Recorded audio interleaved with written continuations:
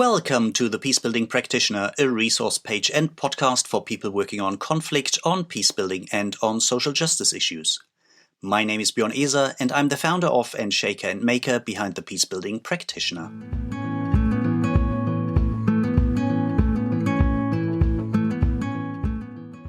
A warning to our audience. In this show, we're going to talk about traumatic experiences. We're going to talk about suicide. We're going to talk about mass violence. We're going to talk about life-changing events. So please be aware, if this is something that might trigger you, maybe this show is not for you.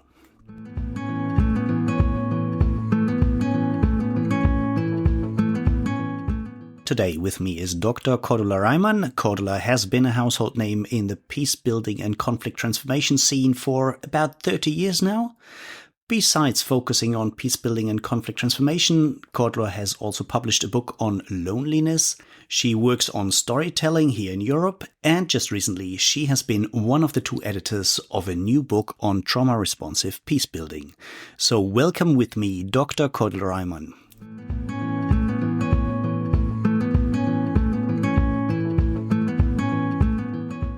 Today with me is once again Cordula. I managed to convince Cordula to come back and be here on the podcast for actually a follow-up on our recent show from 2 or 3 weeks ago. The reason for that is because within the first 24 or 48 hours, we had downloads from 45 or 46 different countries, which we thought was quite encouraging to do a follow-up on this show. So, Cordula, without further ado, welcome on this show. Thank you very much for taking your time. Thank you, Björn, and I'm very happy to see you again. And yeah, wow, 45 countries. That's quite a lot. I mean, you're the expert, but that sounds very impressive. I thought it was a lovely encouragement for doing this job on the site. And also, I mean, countries like not the usual suspects where you think, okay, from where our friends and families and colleagues are sitting, but really from all around the globe. So I thought that was nice. And so here as a little treat for the ones who enjoyed the first part of this podcast, here's a little follow-up, a bit shorter, diving down on some of the topics we didn't cover last time. Cordula, I already said we had quite a lot of downloads in the first 48 hours, and I think this is probably an indication that there's a big interest in this topic, not just around this podcast, but generally on the personal level for many people, but also in our field on, let's say, the sectoral level or in the professional sphere. Why do you think that is at the moment or in the last 1 or 2 years? Why do you think there's this increase in interest and then also in attention and capacity building initiatives? Yeah, well, I mean, on the top of my head, I can think of maybe mainly 3 reasons which may explain that kind of interest. First of all, I would say that trauma or the way how we talk about trauma has become maybe more mainstream. We have a lot of trauma research out there, which simply didn't exist like that 15, 20 years ago. And I think this trauma research, also what we see maybe in terms of the popular culture, how some of the concepts are taking up from, for instance, autonomous nervous system, triggers, terms like that. And I think they maybe give words and meaning to the experiences and the personal life stories of people, be it, adverse childhood experiences such as emotional neglect or discrimination, displacement or violence. So I think trauma has maybe become, I wouldn't say more sexy, but it definitely has become more mainstream in a way. Mm. And I think we can maybe see that also how certain public conversations have changed. I think to talk about therapy or mental health, it's now acceptable, as I think it's less stigmatized. And we see also how maybe social media amplifies these personal storytelling of suffering, survival, and recovery. And like I said, I think these concepts like triggers, boundaries, emotional safety, I think they have become more mainstream. And of course, one may argue that there's also certain inflation and maybe overuse or misuse, some people would even say, of these terms. But I think the bottom line is beyond that. I would say that in the last sort of 5 years, it has become more normalized to talk about internal, emotional, challenging experiences and vulnerability. So I think that's for me one main reason.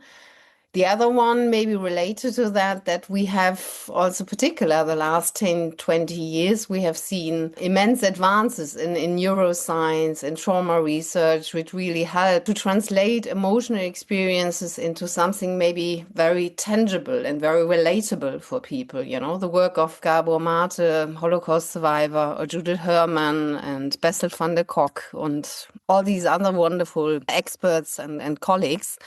And I think they really, all these different scholars really help to offer concepts like the window of tolerance, autonomous nervous system, and so on, that really are very relatable for a lot of people. So I think they gave language and maybe meaning to experience that in the past felt maybe confusing or irritating and maybe difficult for people to put into words their own experience.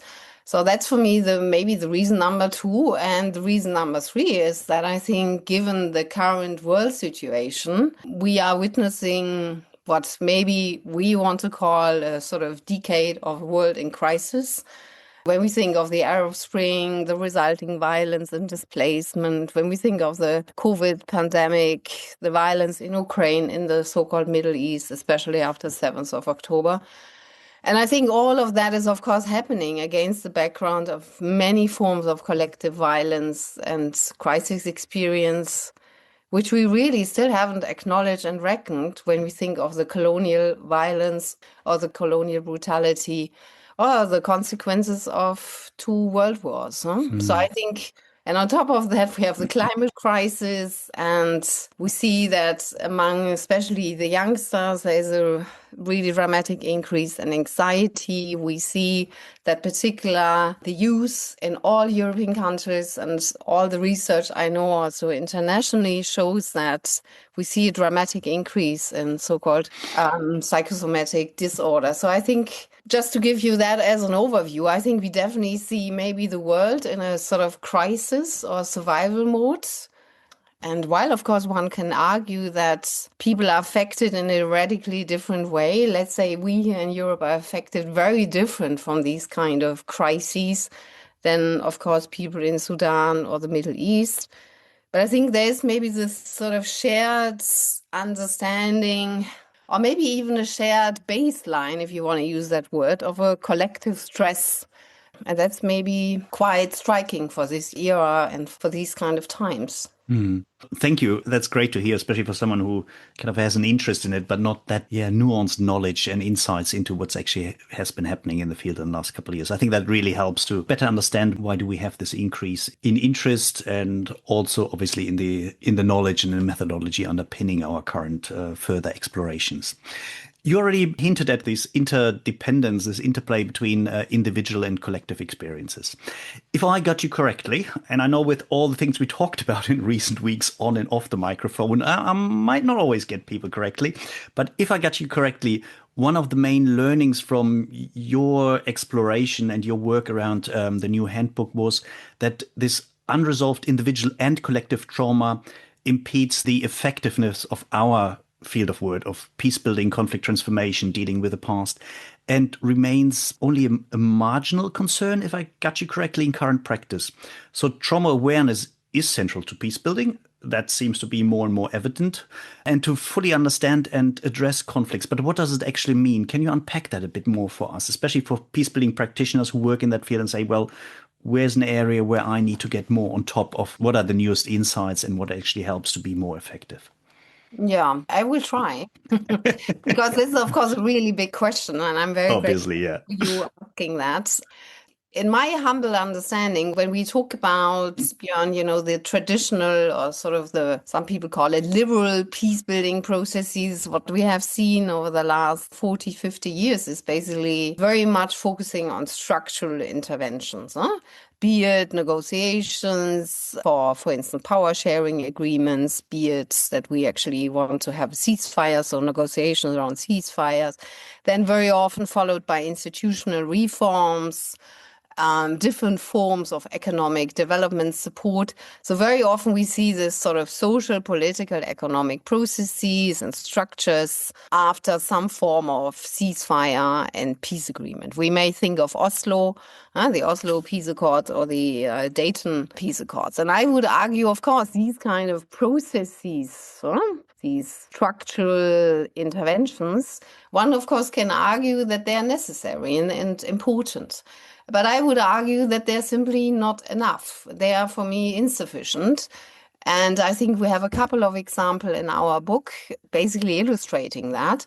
Because what we are trying to argue, Sarah and I, in our book and all our wonderful, amazing contributors, is that in most violent conflict dynamics, we see that the sort of psychological wounds of conflict dynamics, for instance, fear, anxiety, guilt, hate, for the most part, they remain totally unaddressed by, for instance, peace agreement. And the fact is, of course, these kind of psychological wounds, they haven't disappeared. Why should they? And they are still very much there, alive and kicking, and very much they resurface, for instance, in the form of social divisions, in the form of intercommunal mistrust, in the form of discrimination against minority, or very deep, deep mistrust against the so-called state. So, and I think all these factors, of course, undermine peace. If we still have intercommunal mistrust, then how do we want to build forms of cooperation, which are really key for any kind of peaceful future? Björn, you may now ask, knowing you, so how does that actually happen? Maybe just very quickly to illustrate that on maybe on an individual level and then maybe more on a collective level. Very often the trauma responses which we see, like for instance in the form of hypervigilance, difficulty to actually trust people, maybe even to see former adversaries as humans, or to the ability to envision a shared future. These kind of trauma responses are still very much in place, after a so-called ceasefire agreement. So people are still in a survival mode. You can do a lot of things in a survival mode, but what is definitely not happening is that you are able to learn and to actually be able to connect to people while you're still trying to survive, okay? So I think people are still in the survival mode. This is one important aspect on an individual level. And this, of course, not only applies to the wider population, but it also particularly applies to the leaders. And when I now talk about leaders here, Björn, I mean really the ones who are basically sitting around the so-called negotiation table. So we're talking about the political leaders.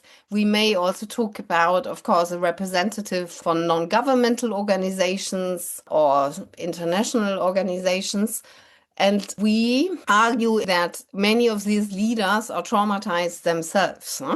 So when you think of many communities, what they have been going through, they, of course, have leaders who have been also affected by, for instance, displacement, by having lost loved ones, by actually having been tortured.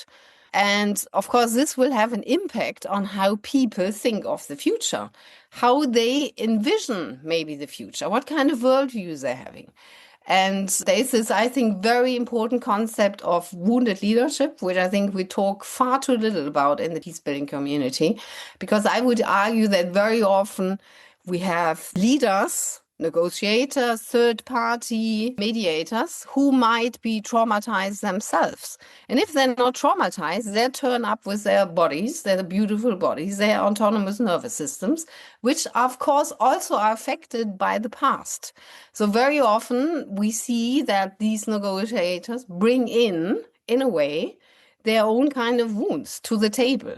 And of course, this is happening very often subconsciously and unconsciously. I think it's important to embrace that dynamic and to try to more deeply understand as we currently do. And then maybe on a more collective level, what we see is that very often groups, ethnic groups, political groups, social groups, they, of course, organize their kind of collective identity around the traumagenic event. And that, of course, then makes it very difficult to let go. So we may think of the Jewish-Israeli identity heavily informed by the Holocaust, or of course more recently after 7th of October, or the Palestinian identity be very much influenced by the Nakba and of course the ongoing genocidal warfare, which we are all witnessing. Or we may think of the Armenians and how the Armenian genocide in 1915 very much influenced the Armenian national identity. So that basically means that very often we see that these societies develop this sort of shared narrative, of what some people would call victimhood and these kind of grievances and this really deep sense of victimhood. They get transmitted from one generation to the next through particular collective rituals, how we memorize the past, how we actually memorize the dead, how we actually organize social education processes. When we look at curricula, we can really tell a lot about what is actually in there in terms of worldviews, but also about the past grievances. So maybe this is one way of thinking why particular trauma awareness is important to really understand the complexity we're dealing with when we talk about conflict dynamics. And I mean, this is then also basically all to dismantle a little bit this myth, which I hear very often when I talk to policymakers, namely that trauma awareness is a sort of soft, quote unquote, psychological work. And I would argue it's a hard security issue because it explains why people are still caught in this collective state of survival and why they act the way they do. I think that makes perfect sense to me. And I've never questioned that what you say makes perfect sense, but just trying while you were talking, relating it to some of my experiences. Just thinking of some of my work in the last 20 years or something. I've been working in East Timor briefly after the independence. And what you said, just relating it to this national identity. For a quarter of a century, Timorese people resisted the mighty Indonesian army, the occupation, the being seen as the 27th province of Indonesia. And there was this collective memory, this identity of, wow, we, the little nation on half an island, somewhere between Indonesia and Australia, we managed to resist the mighty Indonesian army. That is part of our identity. And then you're independent, and then this external reference point falls away. And people were looking for a new identity, and suddenly deep-seated suspicions, deep-seated fears, deep-seated jealousy and leftovers from the various roles during the occupation time came up and actually shattered the independence right away with mutinies, with mass violence between so-called Easterners and Westerners and people who were seen as collaborating with Indonesia and people who were out fighting against the oppression. And I think it's also something we didn't have on our radar. We didn't really have in our analysis, at least not before it became so obvious that you say, oh, we overlooked that. That has severe implications for whatever can be done or cannot not be done in the country. I would like to actually move on to what you just said. This kind of, okay, many people see issues around mental health, trauma, psychosocial issues as soft issues. But I think another lesson from what you said and our discussion, something I drew out, was this insight that trauma-related aspects are political, they're structural, they're not only psychological. So collective trauma is really intertwined with issues of inequality, racism, colonial structures, violence, good governance issues. As you said, when it moves from individual memory to what does a nation, what does a society, what does a people remember, what is shown in the public holidays, in the national curricula, in the flag, in the national anthem. That is really important. So addressing trauma needs to be done in a systemic way, justice-oriented, and not just as a therapeutic, so-called medical issues almost. Can you explore that a bit further for us? How did it show up in the research and in the articles you and your colleagues brought together? Yeah, thank you again. A very, very big question. Sorry, Again, more big questions. Welcome. You're very welcome. But I think the challenge is here not, to somehow be very precise and still, I would love to give more concrete examples, but let me try.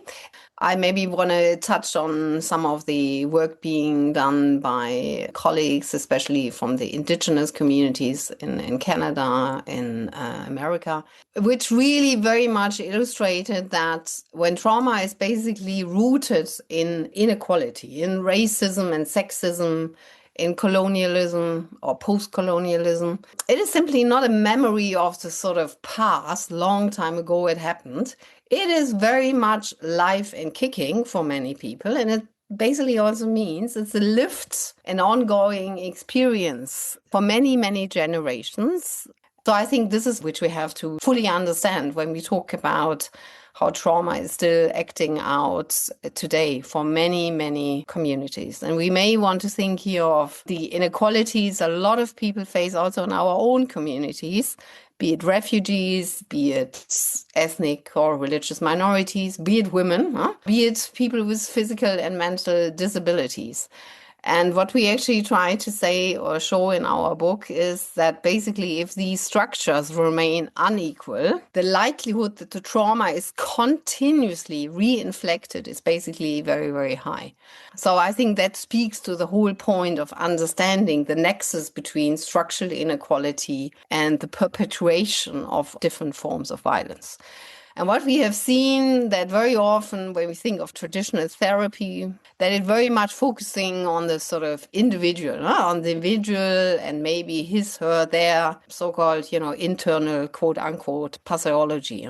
Rather than to understand, this individual is part of a collective, and we really have to understand that there is maybe a collective trauma of colonialization and very often even cultural erasure. And to make it a bit more concrete, when we think of the indigenous boarding schools, there's a lot of research also in our book in the United States and Canada and Australia. What we in our book we have particular an important case study looking at how the indigenous boarding schools were organized in Canada.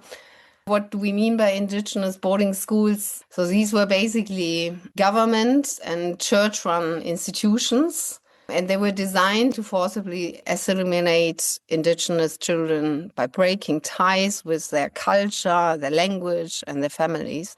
What we know by now, and this is all very well documented by now, that these schools were often characterized by abuse, by forced labor, and high mortality rates.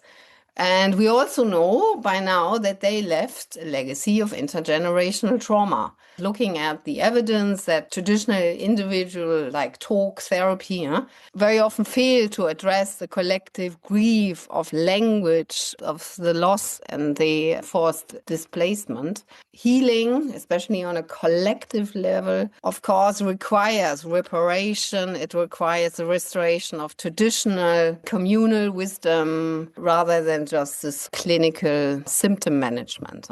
So that's maybe one example. And the other example, given that it's also very much in the news today, is of course what's going on in the occupied territories of Palestine. We have seen of the last 50, 60 and longer years the constant threat of home demolition, of military surveillance, which basically also means that the trauma is not just a sort of past experience or past event. That, for instance, when we think of this current focus on mental health and psychosocial support interventions, which again are important, but we argue are not sufficient, because these kind of approaches very often do not focus on the structural violence and, for instance, on the illegal occupation, but they focus on individual therapeutic interventions. And I think what is basically needed is this political, cultural, social validation of the experiences, of the grievances of people who have been through hell and traumatic experiences. And that basically needs to happen, this validation, through accountability and through systematic changes, structural changes. We need for this collective healing to be successful, basically a public acknowledgement of the harm being done. We need the public acknowledgement of the genocidal harm being done, any kind of human rights violations. And without this sort of restorative justice and political accountability, Björn, I would argue that we basically stay in this cycle of trauma and violence, which then again hinders collective psychological recovery. Yeah, just your mentioning of the boarding schools for indigenous populations. You mentioned the case from Canada. In East Timor, I lived together with someone who was, through art, through singing, related and engaged to, I think, one of the most famous, most influential Australian singer-songwriters from the Aboriginal community, Kath Kamodi. Also someone who, I think he's from Northern Territory, who said, okay, if the state, if the wider society isn't actually dealing with acknowledging the injustices, the brutality, the cultural genocide, the broken links between one generation and the next one forced through the state, he used his songs, and I can really highly recommend people looking up Kev Kamodi and his songs. There's one, I think it's called Where Have the Children Gone or Where Did the Children Go, which actually focuses on that. But also other issues like this, From Small Things, Big Things Grow, Yes. where he looks together with other really important singer-songwriters. I think really moving stories if you say, okay, if the state doesn't do it, where people actually take this responsibility into their own hand and says, we're going to move on. We find a way to deal with this transgenerational trauma in a way that suits us or that at least enables us to get started without waiting for the wider society to get its act together. Which I think, Björn, if you allow me, this Yeah, is yeah, sure. a beautiful reminder of the power of the people, so to say. I know it's a it's a big slogan, but I think this attitude, we're not waiting anyone to help us. We have it on our own hands. This power, this resilience, this individual and collective resilience. We see that while we're not talking about it, but I think that this is always there, has been there, and hopefully will always stay there. And of course, also the power of arts-based intervention, which again, there are a couple of very powerful examples in our book, how music, how dancing, how particular collective, traditional, indigenous rituals can make all the difference for the communities affected by trauma.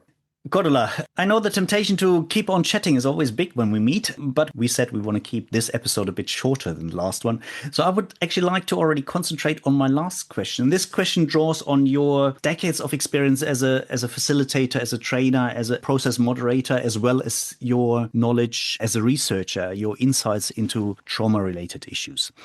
I know that many of the people I regularly engage with, and many of the people who are listening to this podcast are working in the similar field, very often also as trainers, facilitators, process guidance people, support people for processes.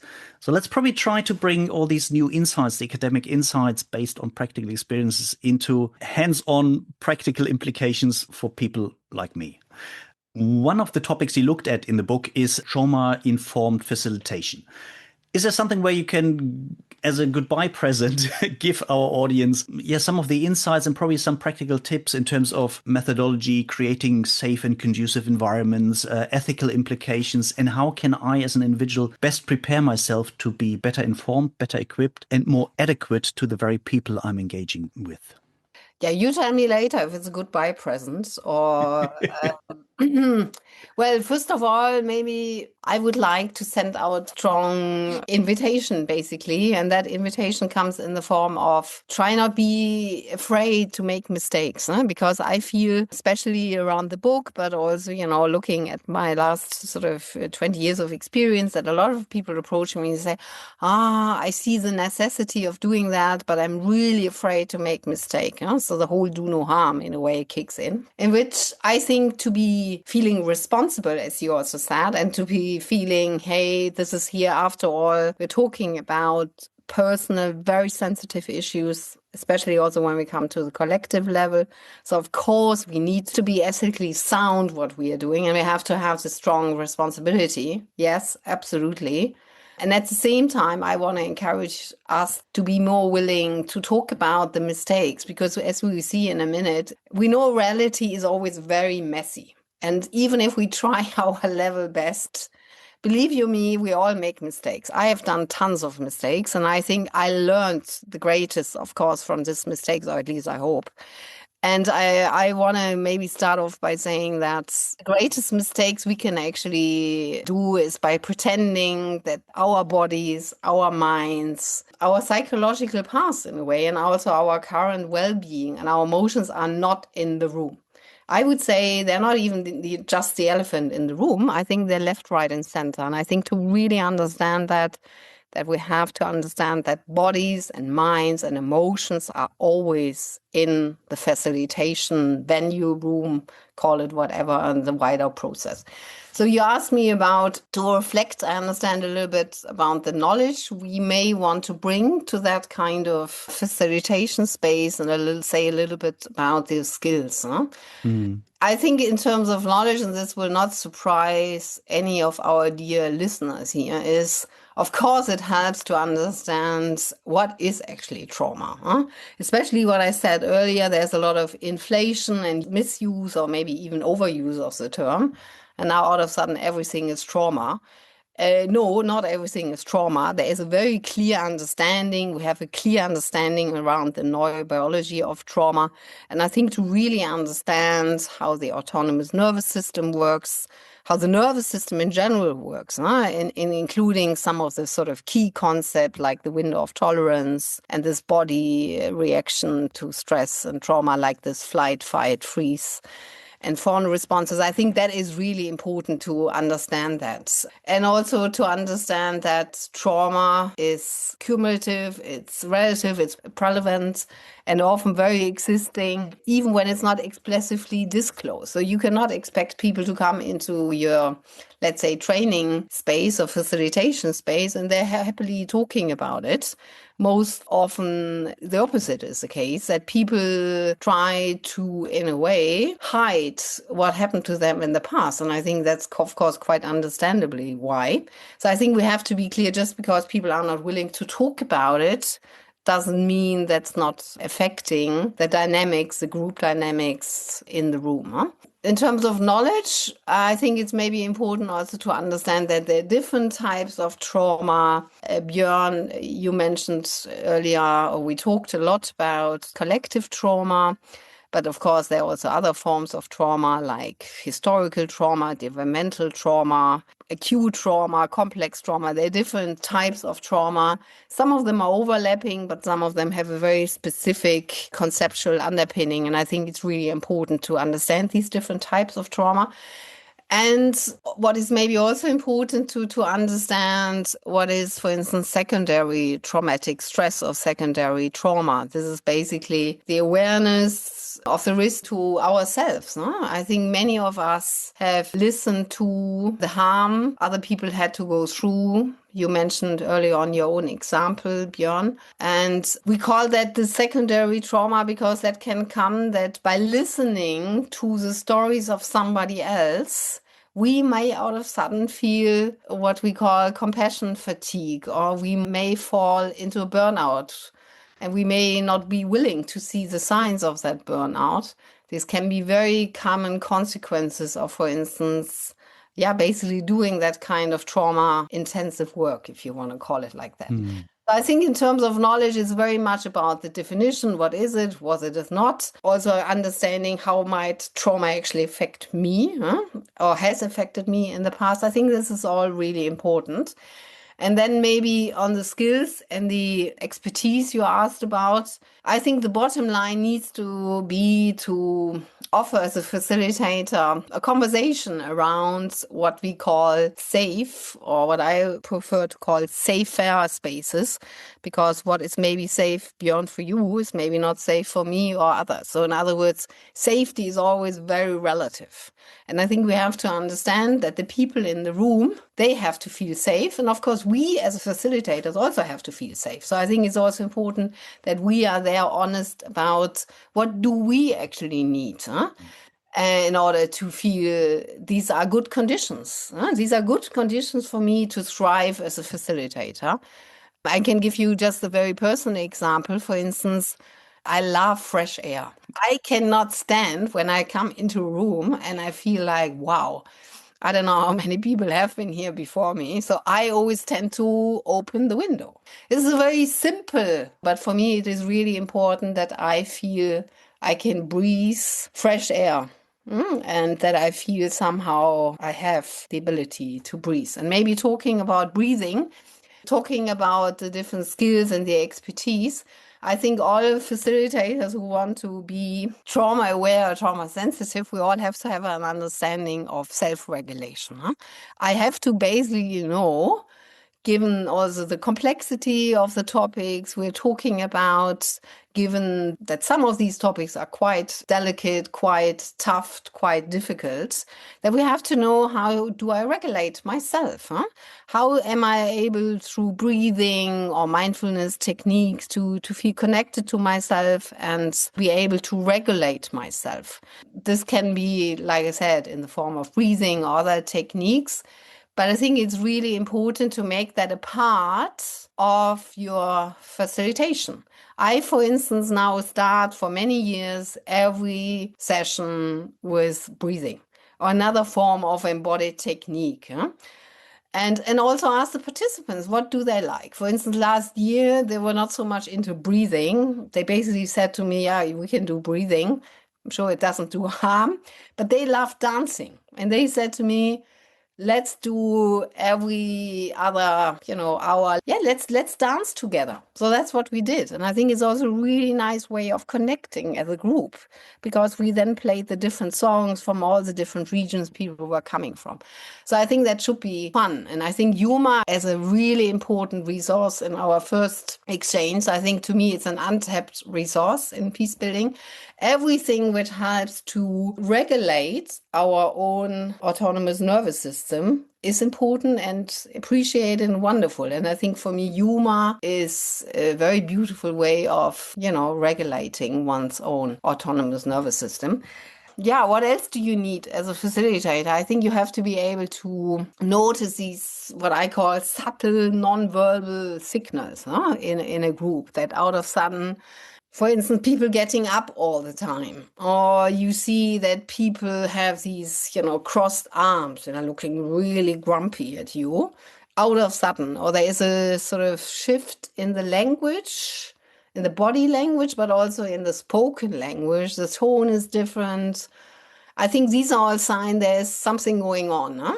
And maybe personal distress, maybe they listened to a voice message or saw a written message during one of the breaks, which is still, having an impact on them. And I think then we have to tune in with basically the dynamics in the group and also check in, either individually or collectively. So how are we doing here? And that is also part of my practice, that I always try to have these check-in minutes or sessions where it's clear it's not only about what we are learning here, maybe on a cognitive level, but it's also about how do we feel? How do we feel in our own bodies? Then I think as a facilitator, it's very important I would say, as an ethical practice to maintain very clear professional boundaries. In a way, I would say limit or manage personal self-disclosure. And while I'm also, I love to hear, and I think maybe we all do up to a point, we like to hear the stories of people. Because why? Because it helps us to connect as human beings. So I also like that a lot. But I think we should be careful to avoid what some people may call this overburdening, oversharing. That you talk a lot about yourself as a facilitator. And I think it's really important that this doesn't become, maybe what some people may call this sort of trauma dumping, that they talk a lot about themselves and their own personal experience. But this is not the time. If a facilitator needs therapy, then he, she, they should go to maybe see a therapist, but that shouldn't be happening with a group. And I think that's very, very important, because otherwise we have here this funny boundary confusion. So who is the facilitator now? Is that actually the one who's also not steering the whole process, but someone who has a particular knowledge? Or out of sudden, you see the group trying in a way to do some kind of collective healing. Do you see what I mean? For Yeah. And I think that is very, very dangerous. So I think to be very clear about the professional boundaries. And last but not least, I would say as another important maybe skill is this cultural humility. Practicing it and acknowledging that very often, especially if we do facilitation outside our own communities, that we may have to acknowledge that systemic oppression, historical trauma will have influenced greatly how the people turn up in the room. And I think for me, Björn, also a simple question is very, very key. Namely, for instance, am I the right person to do the facilitation? Does it need co-facilitation? And then maybe also insisting with the organizations who are mandating you to do this facilitation to insist and say, I want to have your co-facilitation for all the reason I was just talking about and making it then really possible. I think looking back, for instance, I have to say, Björn, I should have definitely maybe declined some of the work I was asked to do because I think simply as a European, I was definitely not the right person to do the facilitation. Even if it went, at least what I heard, well or well enough. I would say sometimes we have to also be, again, taking an ethical stand and say, no matter how much I'm interested in the topic, maybe I'm not really the right person here to facilitate that. Probably something that resonates with many of us. That brings me to this whole question of post-facilitation reflective space or practice. I think to regularly sit down with a cup of coffee, a cup of tea or whatever, and to engage in this self-reflection, in this, in a way, professional supervision to process, okay, maybe certain things didn't go well and why, and what kind of emotional toll had that actually on my own work. I also particularly say that because I think very often this is not part of the organizational understanding of the organizations who might ask you, me, or all our listeners to do the work we are doing. And really there to maybe self-organize. I think this is very, very important to take the time and to reflect after each facilitation. Yeah, what did I do well, but maybe what did I not do well, and what can I really learn from that? So very much in the spirit of do no harm. Cordula, thank you very much. Thank you very much for hinting us towards certain knowledge we should have, certain skills we should develop and further work on, but also making sure we take the time for personal reflection, for self-reflection, but also for guided exchange with others and inviting critical feedback on checking our own perception about our work and having it checked by a dear colleague with probably a different view on how we engaged. Cordula, we said we want to do a shorter session. Now we had another, I think already almost 50 minutes recorded. Cordula, I would like to thank you for, again, opening up, for sharing your immense knowledge, for being available for this follow-up episode here. For me, it's been a thought-provoking, a very rewarding 45, 50 minutes. Thank you very much. And it's been a pleasure having you on the show. Yeah, thank you, Björn. It was my pleasure.